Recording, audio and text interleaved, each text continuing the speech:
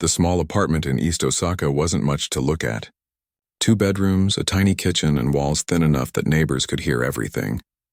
But on rainy afternoons, that little space filled with something magical. The sound of piano music that made people stop in the hallway just to listen.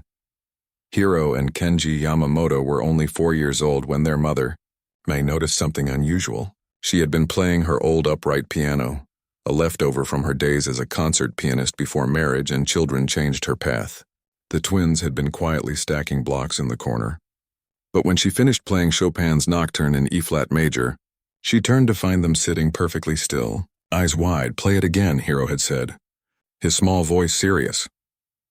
May played it again, and this time when she finished, Kenji walked over to the piano, reached up his tiny hands, and played back the first 4 notes perfectly. Hiro joined him seconds later, their small fingers finding the right keys as if guided by something beyond their young minds. That night, May couldn't sleep. Her husband Takashi, a factory worker who spent long hours at the Toyota plant, listened to her excited whispers with skeptical patience. "They're just copying what they hear," he said, turning over in bed. All children do that, but May knew different. She had taught piano to neighborhood children for years, and she recognized true talent when she saw it. The twins had something special, not just good ears or quick fingers, but a connection to music that went bone deep. With money tight and Takashi working overtime to keep them afloat during Japan's economic slump, May made a decision. She would teach the boys herself. Every afternoon after they returned from preschool, she sat them at the piano and guided their small hands across the keys. The neighbors complained at first about the constant playing, the repetitive scales and the occasional frustrated cries when little fingers stumbled. But within months, even the grumpiest neighbor would leave his door cracked open to listen to the increasingly complex melodies flowing from the Yamamoto apartment. By the time they were 7, the twins were playing Bach's 2-part inventions with a precision that made their mother both proud and a little frightened.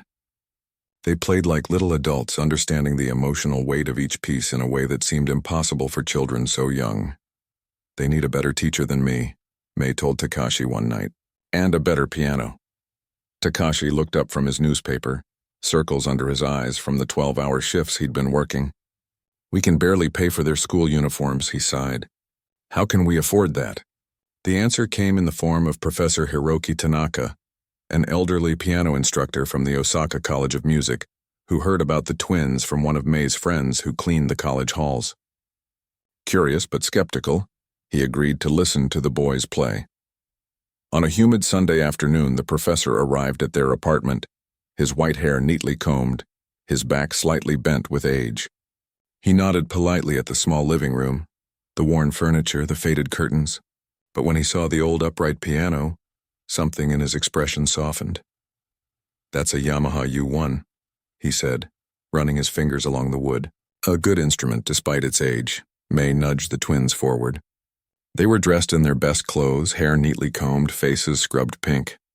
"Show the professor what you can play," she encouraged. What happened next would change the course of their lives. The boys sat side by side on the piano bench, their feet barely touching the floor. After a moment of silence, they began to play Mozart's Sonata for 2 pianos in D major, a piece meant for 2 separate instruments, but which they had adapted for their shared keyboard. Professor Tanaka stood perfectly still, his breathing shallow. When they finished playing, the room fell into a silence so complete they could hear the ticking of the clock in the kitchen. "Who taught them this piece?" he finally asked, his voice barely above a whisper. May hesitated. They heard it on the radio. "A classical station I play sometimes while cooking." The professor turned to look at her, his eyes wide. "They learned this by ear." "Without sheet music?" She nodded, suddenly worried they had done something wrong. That evening, Professor Tanaka stayed for dinner, picking at May's simple but delicious curry while asking the twins questions about music, what they liked to play, how they practiced what they felt when they played together. The boys answered honestly, finishing each other's sentences in the way that only twins can. "They have perfect pitch," the professor told May and Takashi later, while the boys were brushing their teeth. "And more importantly, they have perfect harmony with each other. In 40 years of teaching, I've never seen anything like it." By the end of the night, arrangements had been made. The twins would study with Professor Tanaka twice a week at the college, using the grand pianos in the practice rooms. And most surprisingly, they would do it for free. "Consider it my investment in the future of music," the professor said, smiling at Takashi's look of suspicion and relief.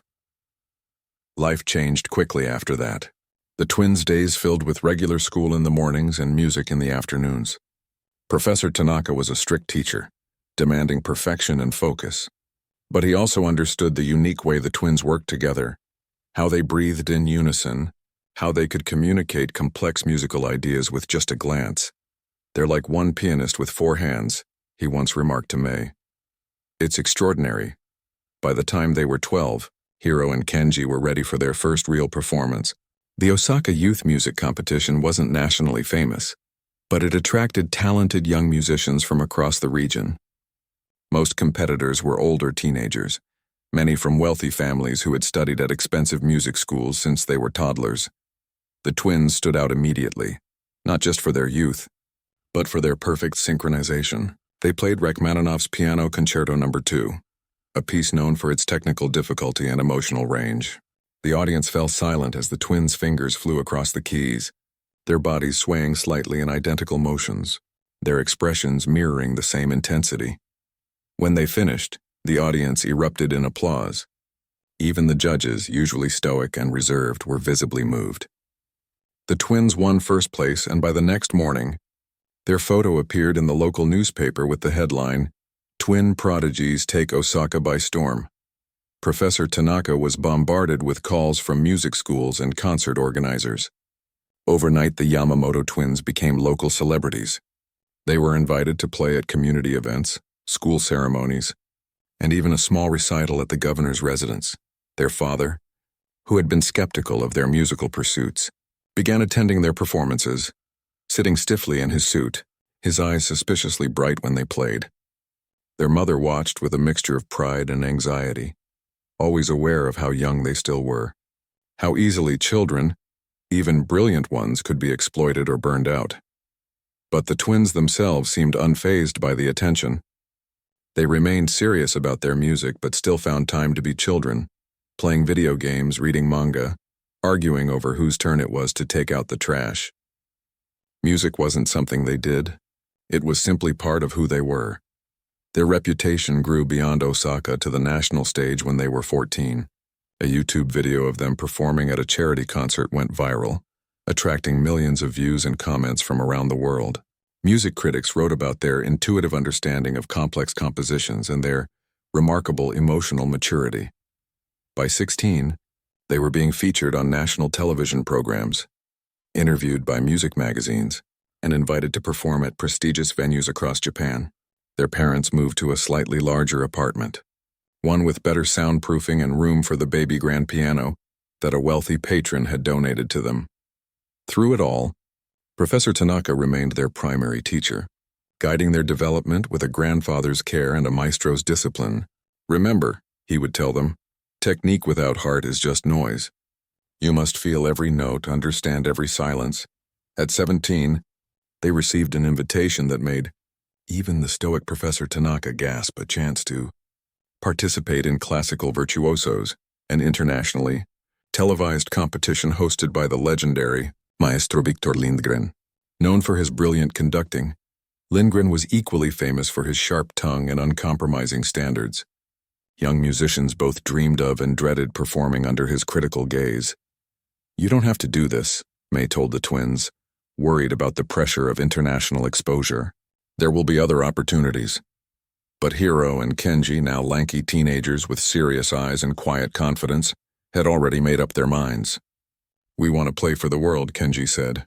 "And we're ready," Hiro added, with the certainty that had always characterized their approach to music, as they prepared for the biggest challenge of their young lives. Neither they nor their family could have imagined how that television appearance would unfold, or how it would catapult them from promising young musicians to international sensations overnight. All because of a piece that the great maestro Lindgren himself couldn't finish. What nobody knew yet was that the producers of Classical Virtuosos had plans of their own. The show's ratings had been dropping, and they needed something dramatic to capture audience attention. When they learned about the Yamamoto twins, these Japanese prodigies who played as one, they saw an opportunity. "We have a special challenge for you," the producer told the twins during a video call, "something that will showcase your unique talents." That something was a rarely performed and fiendishly difficult piece by Finnish composer Kaija Saariaho, a composition known for its complex rhythms and unconventional harmonies. What the twins didn't know was that this piece had a history with Maestro Lindgren. Years ago, early in his career, he had attempted to conduct it at a prestigious festival and had stumbled badly, a rare public failure that still stung his pride. The producer smiled as he explained their choice. "This piece will really let you shine," he said, not mentioning that it might also create the kind of dramatic television moment that would send viewership soaring. The twins, innocent of these ulterior motives, were simply excited by the challenge. They spent the next 3 months practicing intensely, sometimes for 8 hours a day, mastering the difficult composition until they could play it with their eyes closed, their 4 hands moving across the keys like a single organism. "Be careful," Professor Tanaka warned them after hearing them play it perfectly for the 10th time. "This piece is politically complicated in certain circles." But the twins, focused entirely on the music itself, didn't understand what he meant. They were about to learn that in the world of classical music, sometimes the greatest dramas happen offstage, and that even the most brilliant musicians can be pawns in someone else's game. The flight to Vienna was the twins' first time leaving Japan. Hiro spent most of the journey with his face pressed against the window, watching clouds drift below them like islands in a white sea. Kenji buried himself in the sheet music, fingers twitching slightly as he mentally rehearsed the challenging Saariaho piece. Their mother sat between them, her hands folded tightly in her lap. She hadn't wanted to come at first. The cost was too high, the time away from work too long. But Professor Tanaka had insisted, arranging everything through the show's budget. "They're still boys," he'd told her. "Brilliant, yes, but they need their mother." The professor himself had stayed behind, too frail for international travel. His parting words to the twins echoed in their minds. "Play with your hearts, not just your hands.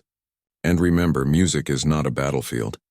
They didn't fully understand his warning until they arrived at the grand hotel where all the contestants were staying.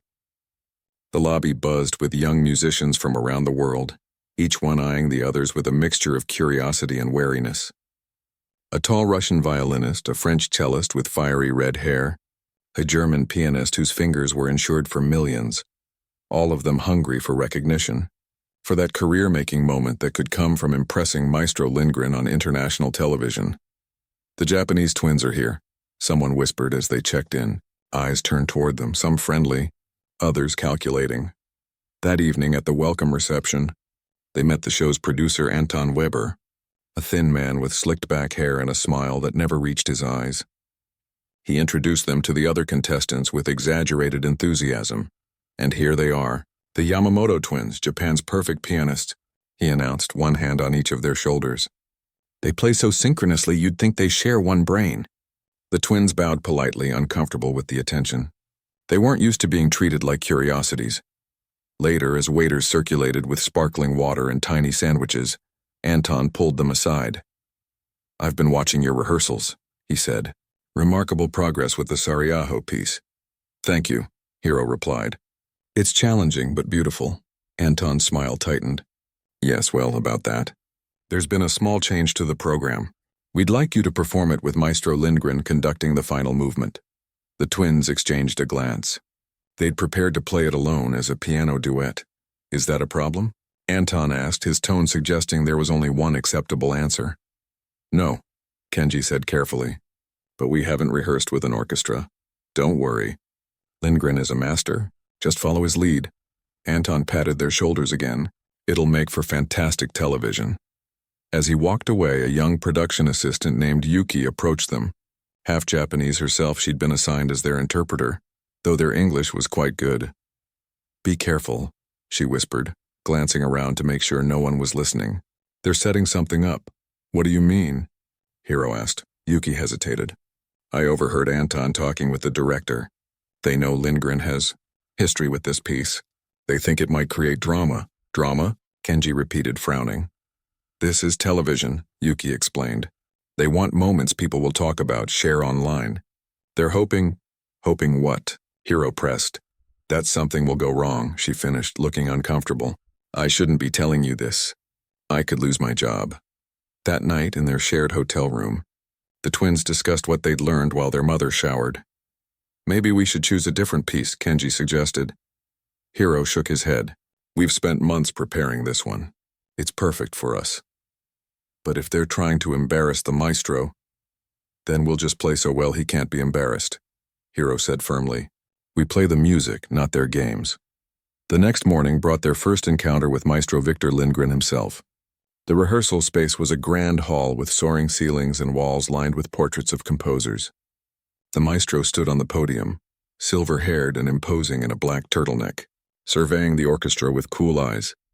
When the twins were introduced, he gave them a cursory nod. The Japanese boys, he said, his accent thick. I've heard you play Rachmaninoff. Technically proficient, coming from Lindgren. This was high praise indeed. Today we'll see how you handle something more contemporary. He glanced at the score in front of him, and something flickered across his face. Recognition, perhaps, or concern. The twins took their places at the two grand pianos positioned at the front of the orchestra. They began to play the opening of the Sarajevo piece, their hands creating complex, interwoven patterns of sound that filled the hall with strange, beautiful harmonies. Lindgren watched, his expression unreadable, when they reached the point where he was meant to bring in the orchestra for the final movement. He raised his baton. The first attempt was a disaster. The twins continued their perfect synchronization, but the orchestra struggled to follow Lindgren's direction. The maestro's movements became increasingly agitated, his face flushing red as he tried to corral the complex rhythms. Stop! Stop! He shouted finally. This is impossible. The tempo is wrong. We're playing it as written, Kenji said quietly. Lindgren's eyes narrowed. You think I don't know how this piece should be conducted? No, sir, Hiro answered. But we've studied the composer's notes carefully. The maestro's mouth tightened. Again. From the beginning of the third movement. They tried 3 more times.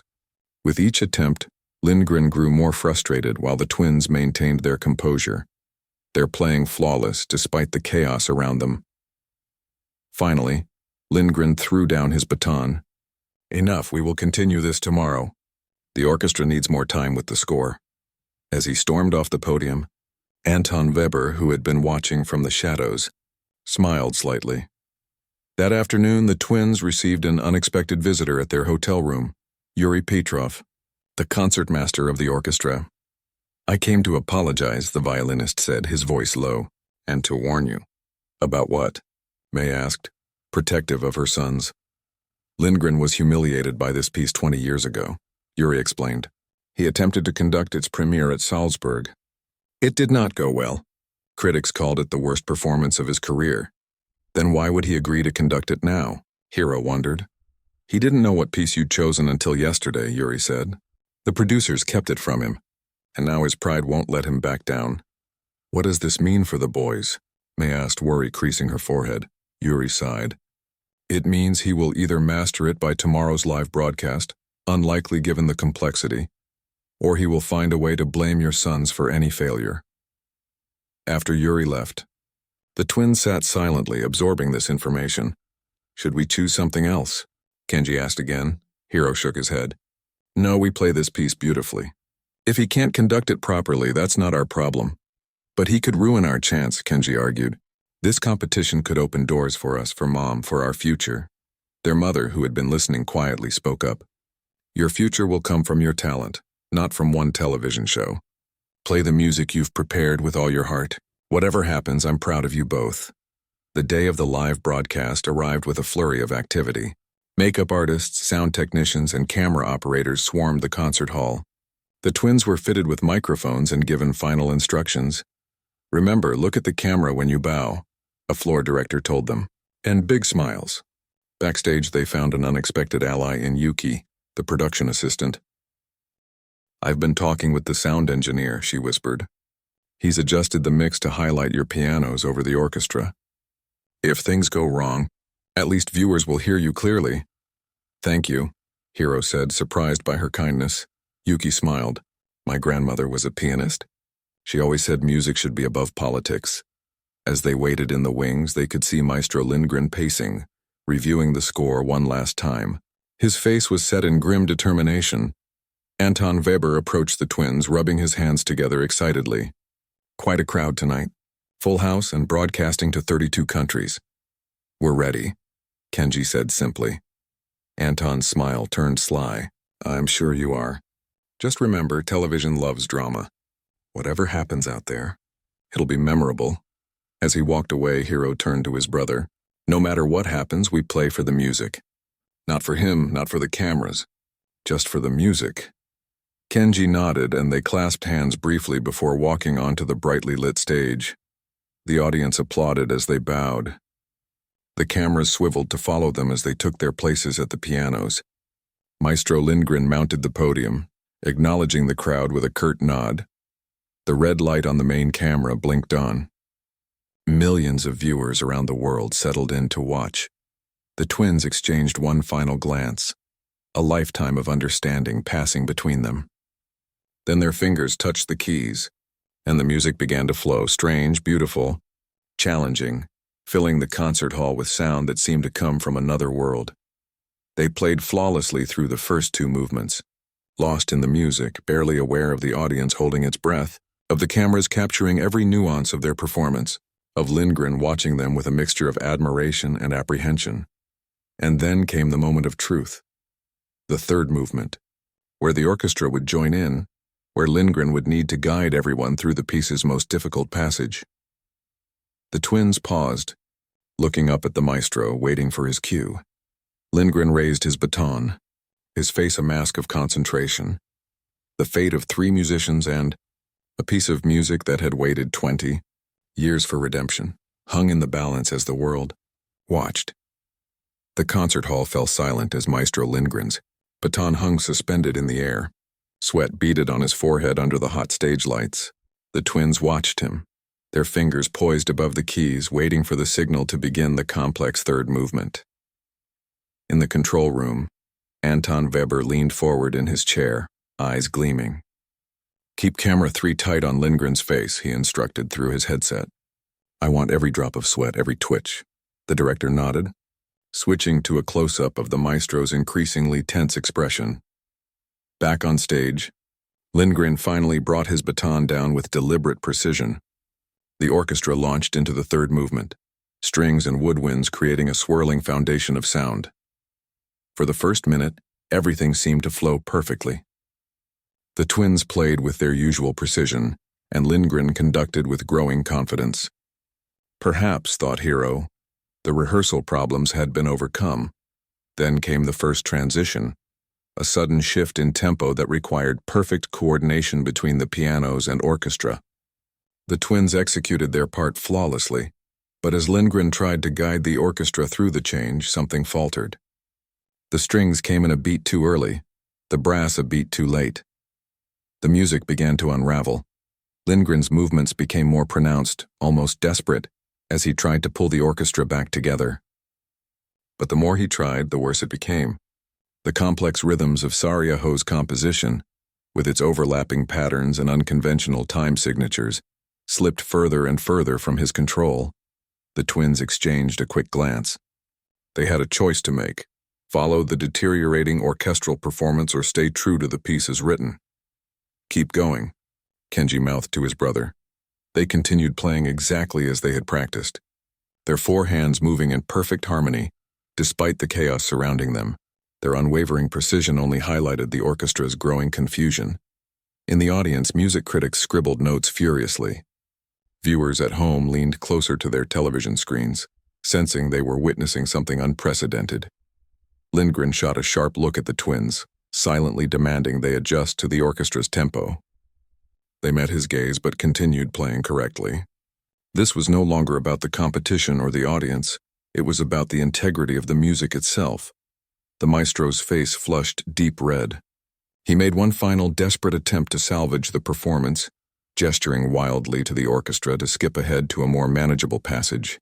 Half the musicians followed his lead, the other half confused by the sudden change, fumbled to find their place. The result was musical pandemonium. Throughout it all, the twins remained an island of perfection, their playing crisp and emotionally rich, even as the orchestral accompaniment collapsed around them. Finally, Lindgren did something no one expected. He lowered his baton, stepped back from the podium, and simply stopped conducting.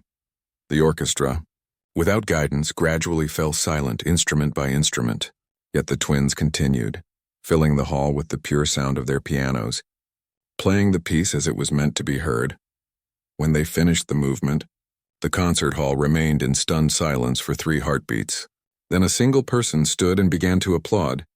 Others joined until the entire audience was on their feet, the applause thundering through the hall, all except for Maestro Lindgren, who stood motionless, his expression unreadable. The camera operators, sensing the dramatic moment, captured everything: the standing ovation, the twins' composed faces, and Lindgren's rigid posture. In the control room, Anton Weber pumped his fist. "This is television gold," he whispered. When the applause finally died down, the host of Classical Virtuosos hurried onto the stage, microphone in hand, her professional smile firmly in place despite the unprecedented situation. "Ladies and gentlemen, what an unexpected performance," she said, her voice echoing through the hall. "Maestro Lindgren, would you care to comment?" All eyes turned to the conductor. The audience fell silent again, waiting. The camera zoomed in on his face. Lindgren stepped forward, and for a moment the twins feared he would blame them publicly for the disaster. Their mother, watching from the wings, pressed her hands to her mouth. "What we have witnessed tonight," Lindgren began, his accent thicker than usual, "is the difference between technical proficiency and true musical understanding." He paused, and the twins braced themselves. "These young men," he continued, gesturing to Hiro and Kenji, "have demonstrated not only extraordinary skill but extraordinary courage. They remained true to the composer's vision despite my failure to properly guide the orchestra." A murmur ran through the audience. No one had expected this admission. 20 years ago, I attempted to conduct this same piece," Lindgren went on. "I failed then, as I have failed tonight. But I failed for the same reason both times, because I approached this music with arrogance rather than humility." He turned to face the twins directly. "You played beautifully," he said simply. "I have much to learn from you." The audience erupted in applause once more. In the control room, Anton Weber's smile faded. This wasn't the dramatic confrontation he'd hoped for. It was something else entirely.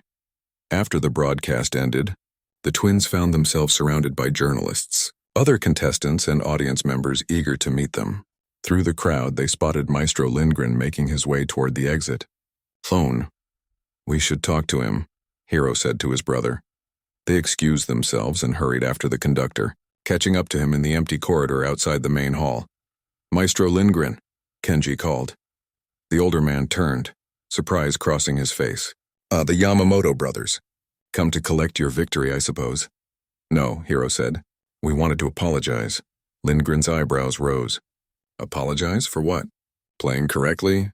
"For putting you in that position," Kenji explained. "We didn't know about your history with this piece when we chose it." "But you knew before tonight," Lindgren said shrewdly. "I could see it in your eyes during rehearsal." The twins nodded reluctantly. "Yet you chose to go ahead with it anyway." "We had worked on it for months," Hiro said. And you wanted to prove yourselves," Lindgren finished for him. "To show the world what you could do. There's no shame in ambition, young man." "The producers," Kenji began. "They wanted drama," Lindgren interrupted again. "Yes, I'm well aware of Anton's methods. He's been trying to catch me in a moment of failure for years. Ratings, you know," he sighed heavily. "And I walked right into his trap." Their conversation was interrupted by the appearance of Yuki, the production assistant, hurrying toward them with a worried expression. "You need to come quickly," she said to the twins. "Your mother." They didn't wait to hear more, rushing back toward the main hall with Lindgren following close behind. They found May surrounded by a group of men in expensive suits, television executives and representatives from record companies, all talking at once, thrusting business cards and contracts toward her.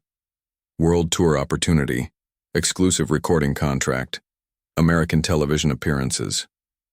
May looked overwhelmed, clutching her handbag like a shield. "Please," she was saying. I need to discuss with my sons with our teacher back in Japan. There's no time for that, one executive insisted. We need an answer tonight. This moment won't last forever. The twins pushed through the crowd to reach their mother's side. What's happening? Hiro asked.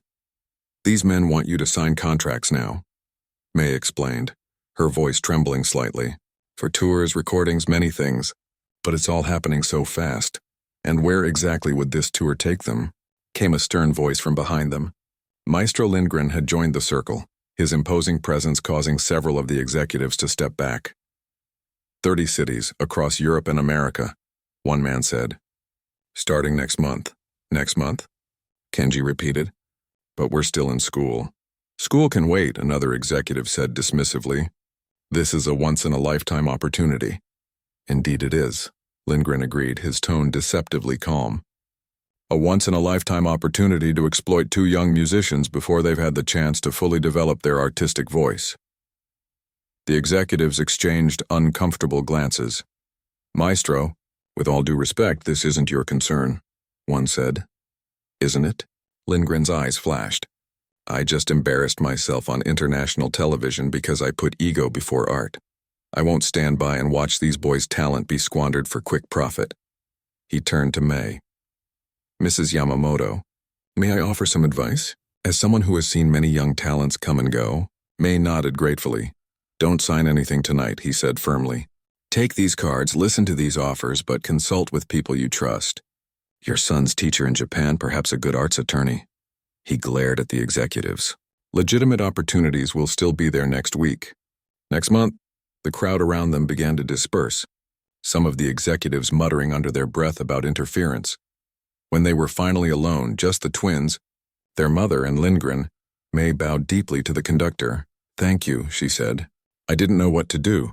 Lindgren waved away her thanks. I've seen too many young musicians burned out by the industry. Pushed too far, too fast. He looked at the twins thoughtfully. You have something special, something that should be nurtured, not exploited. But we do want to play professionally, Hiro said. To travel, to share our music. And you will, Lindgren assured him. But on your own terms when you're ready. Later that night, as the twins packed their suitcases in the hotel room, preparing for their flight back to Japan the next day, Kenji turned to his brother. Do you think we made a mistake? Turning down those offers? Hiro considered the question. No, he said finally. I think Lindgren was right. We're not ready yet. There was a knock at the door. Their mother answered it to find Yuki standing there holding a small package. This is for Hiro and Kenji, she said, from Maestro Lindgren. Inside the package was a handwritten note and 2 orchestral scores, the complete works of Kaija Sariaho, signed by the composer herself. The note read simply, True musicians honor the music first, fame second. When you're ready for the world stage, truly ready, call me. I know a few things about second chances. VL. The twins looked at each other, understanding the gift's significance. The notorious competition that was meant to humiliate either them or Lindgren had instead created an unexpected bond, a shared respect that transcended the producer's plans for drama. So what happens now? Kenji asked, running his fingers over the score's cover.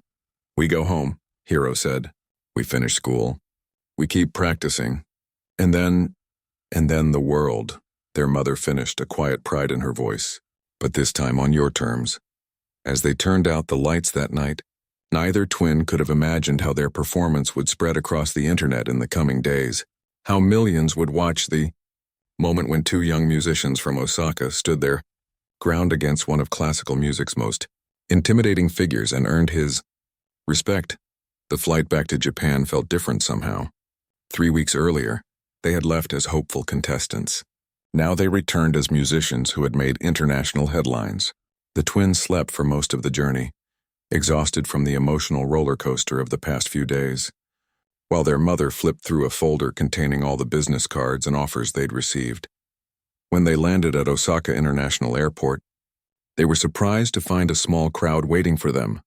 Professor Tanaka in his wheelchair, pushed by his daughter, a group of their schoolmates holding welcome signs, and even a few local reporters with cameras.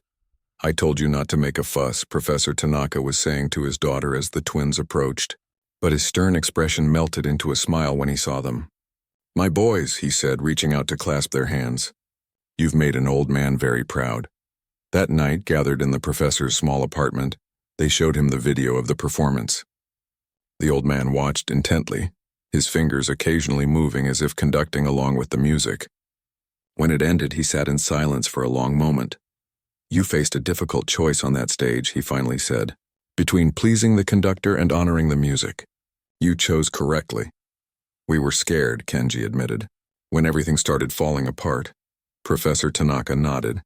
"Fear is natural. Courage is continuing despite it." He picked up the signed Sarajevo scores that Lindgren had given them. "And it seems you've made quite an impression on the maestro." "He was different backstage," Hiro explained. "Not like the scary conductor everyone talks about. People are rarely what their public image suggests," the professor said. "Lindgren has always been more complex than his reputation." He handed the scores back to the twins. "These are valuable not just as collector's items, but as a reminder that humility serves art better than ego." The next few weeks brought a strange new reality. Their final year of high school continued, but now with constant distractions.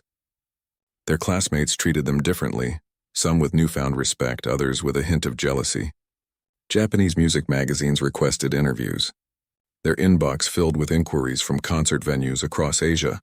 Their mother, with help from Professor Tanaka and a music attorney he recommended, carefully sorted through the offers, declining most, but considering a few that wouldn't interfere with their education. "Your future matters more than quick fame," she reminded them when Kenji expressed disappointment about turning down a tour of Australian concert halls.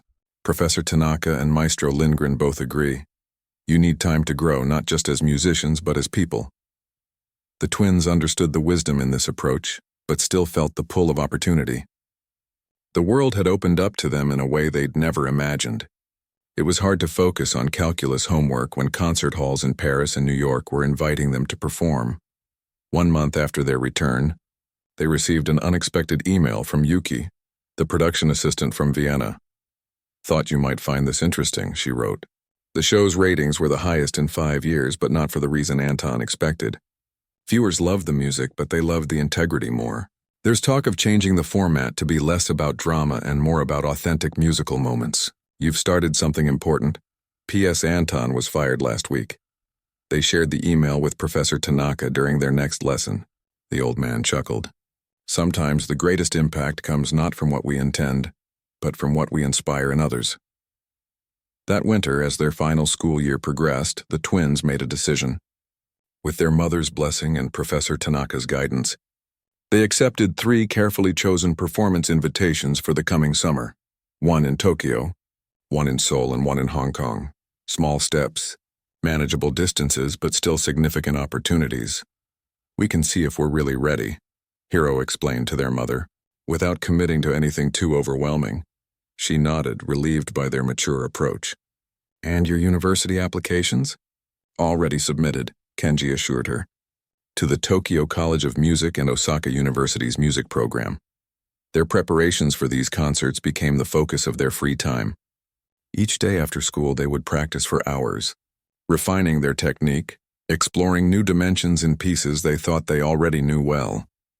Professor Tanaka pushed them harder than ever, no longer just their teacher, but now their artistic director, helping them build programs that would showcase their unique connection, while challenging them to grow as individual musicians. "You must find the balance," he told them during a particularly intense session, "between your extraordinary unity and your separate musical identities. The world has seen how perfectly you play together. Now show them who you are apart, then together." This new approach meant occasional solo sections within their performances, moments where one twin would play while the other waited, before rejoining to continue as a duo. At first, they found these separations uncomfortable, even a little frightening. They had always been a single musical entity. Finding their individual voices felt like learning to walk again. "It's strange," Kenji said one evening as they walked home from practice. "When you play alone, I still hear the music as if I'm playing too." Hiro nodded. "Same for me. But it's good, I think. Professor Tanaka is right, we need both." As spring bloomed in Osaka, bringing cherry blossoms and warmer days, an email arrived that made both twins catch their breath. It was from Maestro Lindgren. "I've been following your progress through Professor Tanaka, whom I've known professionally for many years," he wrote. "He tells me you're preparing for your first independent concerts this summer. If you're interested, I would like to invite you to Berlin next January to perform with the Philharmonic, not as contestants or students, but as guest artists. The piece would be your choice, though I admit I've grown rather fond of Sarieho's work since our memorable encounter. Please consider this invitation at your convenience. No pressure, no television cameras, just music as it should be." The twins read the email 3 times before calling their mother into the room to show her. "Berlin," she whispered. "The Philharmonic. Should we accept?" Kenji asked. She looked at her sons, no longer children but young men on the cusp of professional careers. "This decision is yours to make." After discussing it with Professor Tanaka, who tried to hide his excitement but couldn't stop his hands from trembling as he read Lindgren's email, they sent their response, a gracious acceptance, with a proposal to perform not only Sarieho's piece, but also a traditional Japanese composition arranged for pianos and orchestra. Lindgren's reply came the next day. "An excellent choice. Cultural bridges through music are more important now than ever. I look forward to our collaboration. This time I promise to be better prepared." The months that followed were a blur of activity. Their summer concerts in Tokyo, Seoul, and Hong Kong were modest successes. Not the viral sensation of Vienna, but solid performances that earned positive reviews and valuable experience. They graduated high school with honors and were accepted to the Tokyo College of Music, which agreed to work around their Berlin commitment. The preparation for Berlin became their obsession. They worked with Professor Tanaka on the Sarieho piece, refining their interpretation beyond even what they'd achieved in Vienna. For the Japanese composition, they collaborated with a respected arranger to create a version that would speak to international audiences while honoring their cultural heritage. A week before they were scheduled to leave for Germany, Professor Tanaka called them to his apartment for an unscheduled meeting. They found him looking more frail than usual, but his eyes were bright with purpose. "I have something for you," he said, gesturing to a large envelope on the table. "Open it." Inside was a letter from the Osaka Philharmonic Orchestra, offering the professor a special guest conductor position for their spring program. The letter specifically mentioned the possibility of featuring the Yamamoto twins as soloists. "They've never asked me before," Professor Tanaka said, his voice catching slightly. "In all my years teaching in this city, I think your success has reminded them I'm still here." The twins looked at their teacher, the man who had discovered them, nurtured their talent, and protected them from exploitation, and saw for the first time how much of himself he had given to them, often at the expense of his own career. "You should accept," Hiro said firmly. "We would be honored to play under your direction," Kenji added. The old man's eyes glistened. "First Berlin, then who knows? Perhaps this old pianist has one more act in his career after all." As they left his apartment that evening, the twins realized how much had changed in just 1 year. From their small apartment in Osaka to the world stage, from students to professional musicians, from being known only for their synchronized playing to finding their individual voices. "Do you ever wonder what would have happened if Lindgren had been able to conduct that piece properly?" Kenji asked as they walked home through the quiet streets. Hiro considered the question. "We wouldn't be going to Berlin. Professor Tanaka wouldn't have his invitation. Lindgren might never have reconsidered his approach to contemporary music, so failure led to something better than success would have." "Not failure," Hiro corrected his brother. "Honesty. Everyone was finally honest about the music, about themselves." The next day, as they packed for Berlin, a package arrived from Vienna. Inside was a framed photograph taken just after their performance, capturing the moment when the audience rose to their feet, while Lindgren stood motionless on the podium. The picture was signed by the orchestra members and included a note. "Thank you for reminding us why we became musicians in the first place. See you in Berlin." The twins placed the photograph carefully in their suitcase next to the Sarieho scores. They were no longer afraid of the world stage or the famous conductor who had once seemed so intimidating. They had learned that true music transcends ego, nationality, and even perfect technique. It lives in the courage to play with honesty, regardless of who is watching or what mistakes might happen along the way. And somewhere in Berlin, Maestro Lindgren was preparing too, studying scores, planning rehearsals, and perhaps reflecting on how two young musicians from Osaka had taught him as much as he could ever teach them. Berlin in January was a world of white and gray, snow blanketing the parks, cloudy skies hanging low over the city's historic buildings. The twins arrived 3 days before their scheduled rehearsal with the Berlin Philharmonic, giving themselves time to adjust to the time difference and explore the city that had produced so many musical legends. Their mother had insisted on coming with them, of course, but this time they were also accompanied by Professor Tanaka, who had overcome his reluctance to travel for what he called, possibly my last international journey. The effort of the long flight had left him tired, but his eyes sparkled with excitement as their taxi drove past the Berlin Philharmonic's distinctive yellow concert hall. "I performed there once," he told them, "almost 40 years ago. I was younger than you are now. Terrified but determined. Were you good?" Kenji asked. The old man smiled. "I was adequate," which, in that hall, with that orchestra, was enough to feel like flying. Their hotel was small but comfortable, located in a quiet neighborhood not far from the concert hall. After settling in, the twins found themselves too restless to sleep despite their jet lag. "Let's walk," Hiro suggested. "Clear our heads." The cold air was bracing as they strolled through the streets of Berlin, taking in the mixture of old and new architecture, the sense of history that seemed to emanate from every corner. They spoke little, each lost in his own thoughts about the performance to come. "Are you nervous?"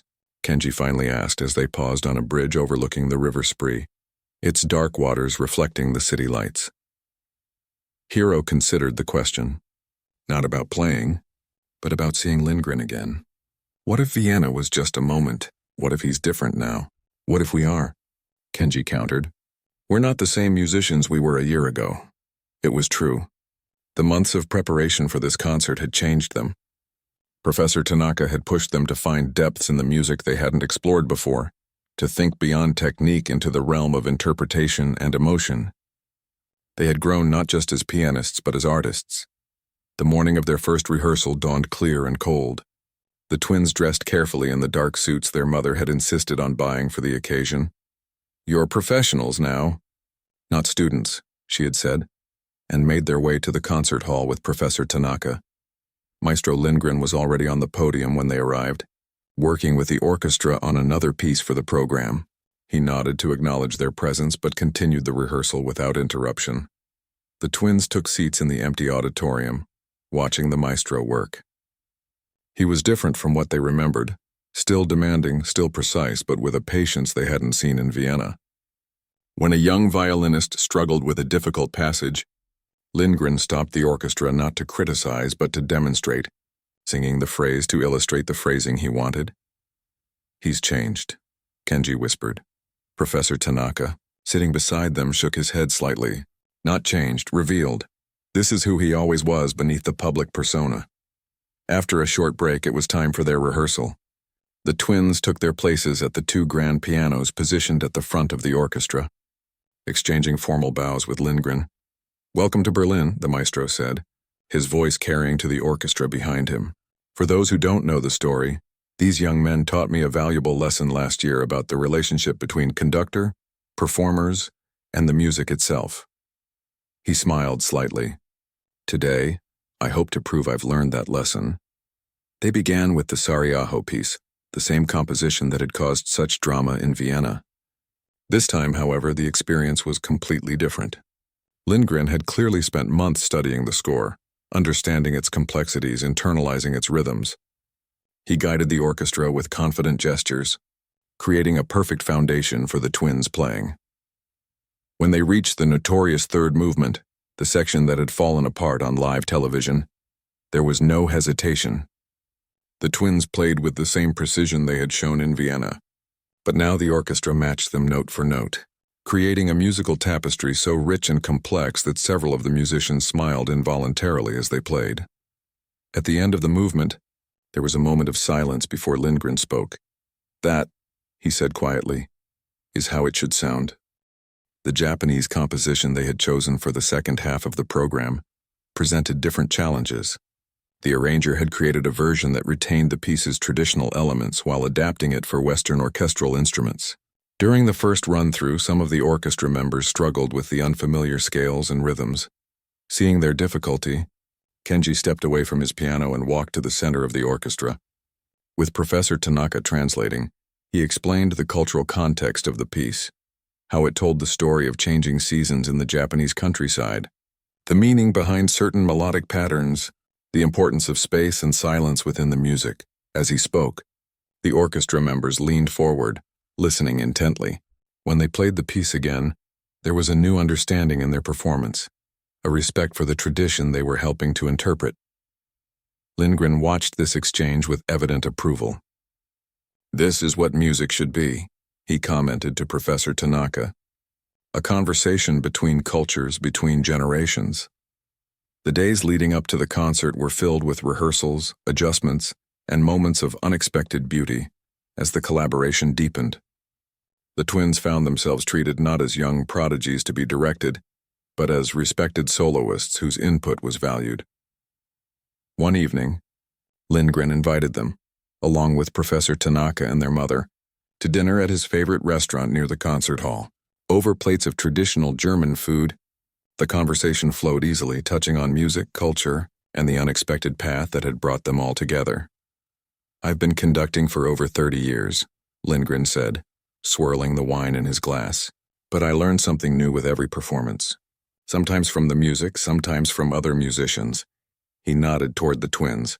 "Sometimes from those much younger than myself. We've learned from you too," Hiro said. "About resilience. About admitting mistakes," Lindgren laughed. "Perhaps my greatest contribution to your education, the art of failing publicly and surviving."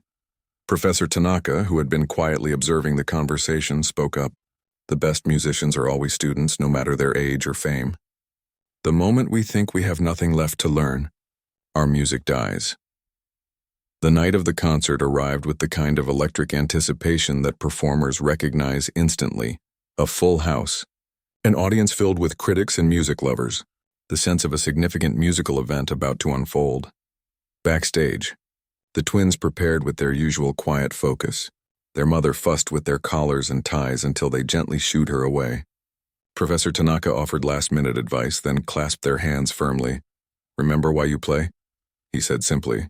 "Not for applause, not for critics. For the music itself." Lindgren found them just before they were due on stage. Gone was the intimidating figure they had first encountered in Vienna, replaced by a colleague who respected their artistry. "Nervous?" he asked. "A little," Kenji admitted. The maestro nodded. "Good. Nervousness means you care. Just remember, out there we're having a conversation through music. Listen to each other, respond to each other, and trust the preparation we've done." The performance began with the Sarajevo piece, the composition that had once caused such controversy. From the first notes, it was clear that something special was happening. The twins played with a maturity that belied their age, finding nuances in the music that even the composer might not have imagined. The orchestra, under Lindgren's precise but fluid direction, provided a perfect counterpoint to their pianos. When they reached the third movement, now famous in musical circles as the Vienna moment, a ripple of recognition went through the audience.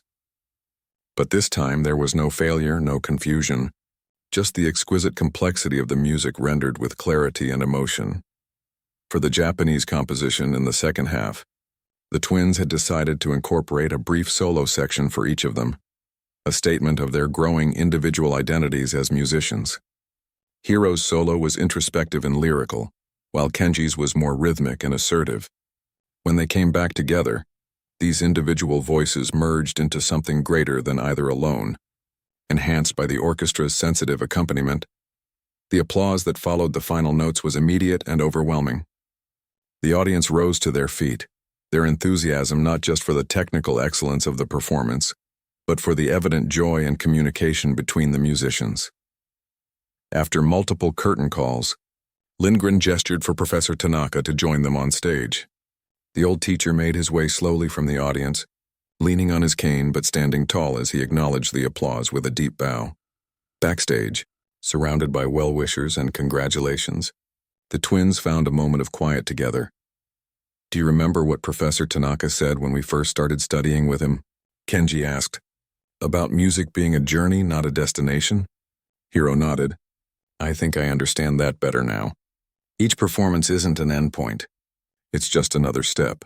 Later that night, as they celebrated with a small gathering in Lindgren's apartment overlooking the city, the maestro proposed a toast. To second chances, he said, raising his glass, and to the future of music, which is in excellent hands. The twins glanced at each other, remembering the frightened young musicians who had once faced this intimidating conductor on a Viennese stage. The journey from that moment to this one hadn't been what they expected, but it had brought them exactly where they needed to be. 3 years later, the Yamamoto twins would graduate from the Tokyo College of Music with highest honors. 5 years later, they would release their first internationally acclaimed album. 10 years later, they would establish a music school in Osaka, dedicated to finding and nurturing young talent regardless of financial circumstances. And through it all, they would remember the lesson learned on that Viennese stage, that true music transcends ego, that honesty matters more than perfection, and that sometimes the most beautiful harmonies come after moments of discord. As for Maestro Lindgren, he would go on to champion contemporary composers with a humility and openness that surprised the musical world. The man once known for his harsh critiques became equally famous for his willingness to learn, to adapt, and to admit when he was wrong. The famous conductor and the Japanese twins had embarrassed each other on live television, but in doing so, they had reminded the world what music is truly about. Not flawless performance or technical virtuosity, but the courage to be honest, vulnerable, and fully human in pursuit of something beautiful.